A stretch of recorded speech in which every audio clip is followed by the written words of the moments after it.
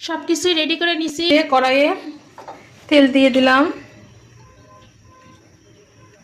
হবে কুমড়ো বড়িগুলো ভেজে নিব। আজকে আসলে কুমড়ো বড়ির ভর্তা বানাবো। তেলটা গরম হোক। তেলটা গরম হয়ে গেছে, এখন এই যে কুমড়ো বড়িগুলো দিয়ে দিলাম। হালকা একটু ভেজে দিব, বেশি না।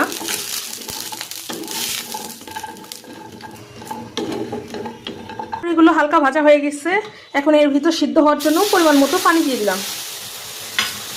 তারপরে আলু কুচি করে রাখা আলুটাও দিয়ে দিলাম।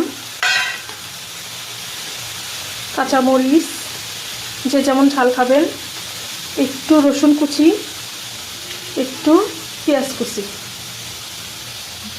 দিয়ে এখন ভালোভাবে নেড়ে ছেড়ে সিদ্ধ হোক। যেরকম পানি লাগে সিদ্ধ হতে, আমার মনে হয় পানিটা একটু কম হয়েছে, আর একটু দিয়ে দিলাম।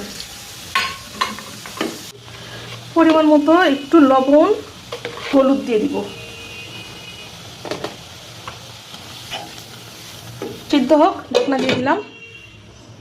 সব কিছু সিদ্ধ হয়ে গেছে সুন্দর। মাঝে মধ্যে একটু নেড়ে চেড়ে দিয়ে, যাই হোক এটা ঠান্ডা হোক, হলে হাত দিয়ে একটু ম্যাশ করে নিব। পুরোপুরি এই আলতো হাতে মেখে নিব। এই যে মরিচগুলো একটু ডলে নিচ্ছি। কুমড়ো বড়িগুলো একদম ভর্তা ভর্তা হয়ে গেছে। এখন এই মরিচের সাথে একটু ডলে নিলাম হালকা করে।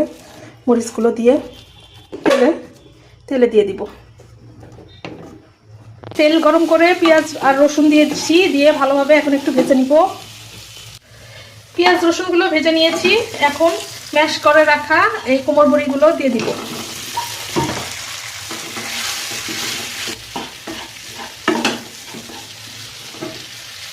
দিয়ে দিব একটু লেবুর রস।